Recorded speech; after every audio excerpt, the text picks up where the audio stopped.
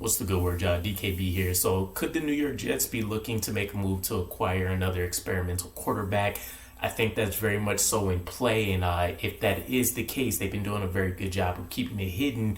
We haven't heard very much intentions on what that may look like, with the priority being which veteran quarterback we're going to acquire to lead our starting role. But I do think it's still a significant discussion, knowing that Robert Saleh likes to keep 3 quarterbacks on his roster for emergency purposes. What does our backup situation now look like? When we keep things in perspective, we know the starting role is going to be, it's not a conversation. It's just a matter of which veteran ends up fulfilling that position. But the backup spot, Mike White, I fully predict, or at least expect anyways, that he'll end up moving forward with a better opportunity with a different franchise that is looking to see what they can produce with them. And I've heard rumors that maybe he follows LaFleur to the Rams and sits behind Matthew Stafford. And with his injury history, maybe he finds his way into some playing time there. Obviously, a very influential coaching staff for him as well. And then we take a look at Zach Wilson. He's really our reclamation project that kind of is getting the de facto third string quarterback label at the moment.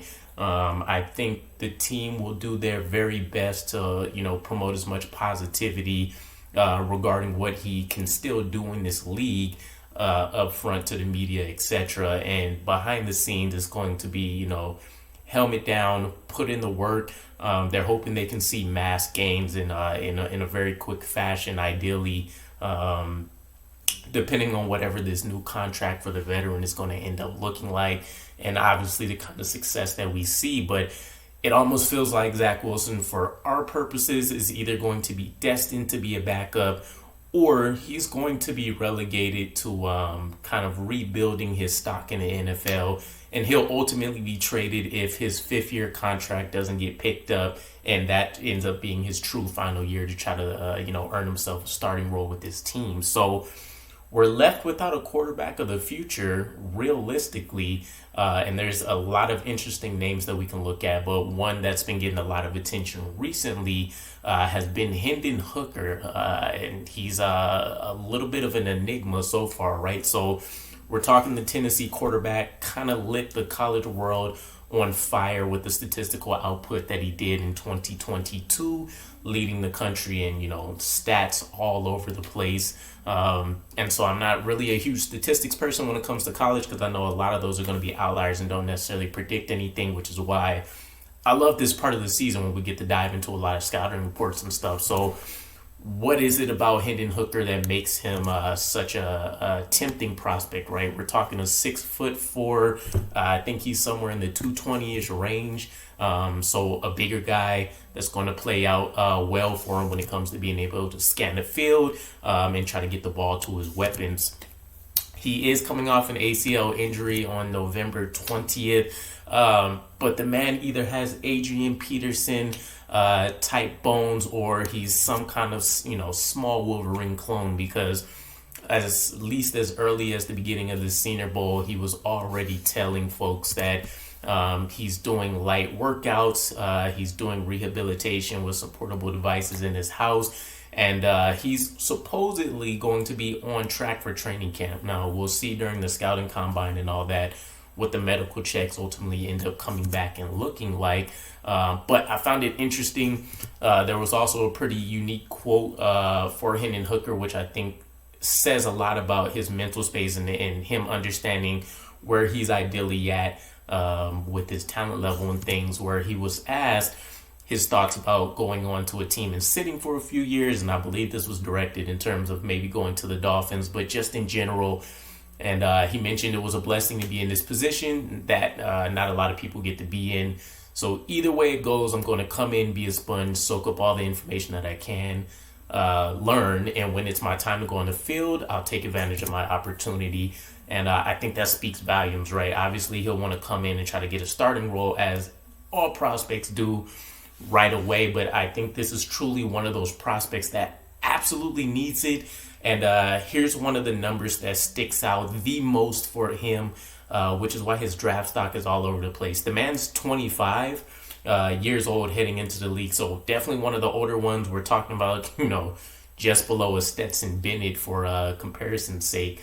But that doesn't leave, for those that like younger quarterbacks that already have multiple years under their belt, it doesn't leave a lot of leeway to say that he still has a lot of untapped potential. A lot of people could look at him as closer to a completed project, or one that, at least based on what we're getting ready to cover, may not be able to fully realize their potential by the time that an NFL team would like to see it. For our purposes, this works out to our benefit because we're talking about potentially trying to find a backup quarterback of the long term. And ultimately, if we get anything beyond that, at least for this particular pick, then that's just the cherry on top. I mean, right now, Hendon Hooker, depending on who you talk to, can go anywhere as high as the second round.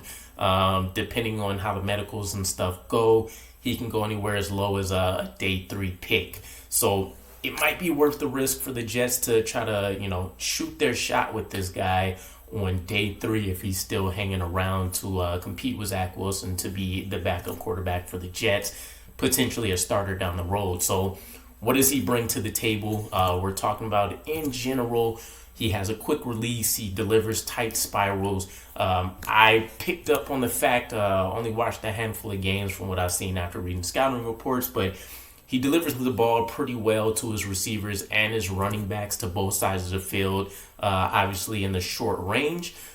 He can attack the entire field. He definitely has the arm talent, the strength, and the ball placement to be able to hit all 3 levels. And then we're talking about a guy that has shown the ability to kind of anticipate certain routes and provide touch, and has generally been on intermediate out routes. And then he can sometimes lead his receivers, but he's shown the ability to somewhat excel on short timing routes, which is something that should get us excited, right? We know we have a timing-based offense, or at least one that'll continue to get built on under Nathaniel Hackett. And we've seen Zach Wilson fell at that where everybody else has succeeded. Some of the other things as well, due to his size, his ability as a dual threat quarterback, he's a good runner for his height in terms of being able to wiggle, make guys miss, get some creative plays out there. And in general, people said he's really smart. He's a high character guy, natural team leader on his teams. And one of the final things, he's a creative playmaker when things are broken down and he needs to maybe deliver a late window throw. Now, some of the red flags, the opportunities, the weaknesses, as we will want to call it, he does have a tendency to hold on to the ball too long. Over the 5 years, I want to say, that he played, I want to say it was actually 6, he's been sacked at least 12 to 15 times every season. It's definitely been a tremendous amount of hits taken on him, and that is directly tied to the fact that he's tried to hold on to the ball too long. We'll get into the nature of that here actually as well, which is that when he transferred to Tennessee, it really killed a lot of the chances that he was going to have to show an NFL team that he can make a direct translation with his skill set to the NFL. Tennessee runs a vertical spread tempo offense. No team in the NFL is running anything even relatively close to this. And that offense basically is predicated on predetermined decisions. And there's little to almost no progression reads that are made. So you're talking about a guy that, if you want to think about it in a positive manner, is kind of a blank slate, and you're getting him from scratch with the tool sets that he's bringing. Obviously, there's going to be some learned behavior there that they're going to have to try to work out. But you take the offense out, he still needs to build up his NFL body just a little bit to handle the rigors of the NFL. And then the footwork can be a little bit sporadic, which is going to lead to the issues, inconsistency with his accuracy. And then one of the biggest knocks is that while he's shown the ability to kind of anticipate and throw lead throws, he hasn't done it on a consistent basis to say that is a strength or even an average part of his game. So the huge knocks for me are going to be hearing that he hasn't ran through any progressions really whatsoever, and that the offense that he's been in for the last 2 years, where he's been vastly productive, isn't going to help him, any whatsoever when it comes to trying to operate a new offense. So hearing mentally wise that he picks up on things pretty quick, and seeing the character, him still showing up the Senior Bowl. He's meeting with teams. He's going through interviews, and from all accounts, it seems like those have gone very well. Those are all things that are on a high note. But let me know what your guys' thoughts are. Is it worth taking? There's a lot of things that we need to try to shape up, not only offensively, but just retooling the defense as well. Is it worth risking a day 3 pick if he falls that late, let's say 4th, 5th round, and we want to, 5th, 6th round potentially for day 3? Do we want to go ahead and take a gamble on this guy developing? Again, keep in mind he's going to be 25, so we're talking about a 2-3 year projection down the line to hope he can be a backup quarterback for us at worst, and potentially a long-term starter for us at best if he can piece everything together in his game. But at least he's doing it under a coaching staff that a lot of people feel much better about. It's going to help him that there's an emphasis on a run game with Nathaniel Hackett's offenses as well. And he already has a strong running back stable with them. So again, let me know what your guys' thoughts are, and I will catch you again. Peace.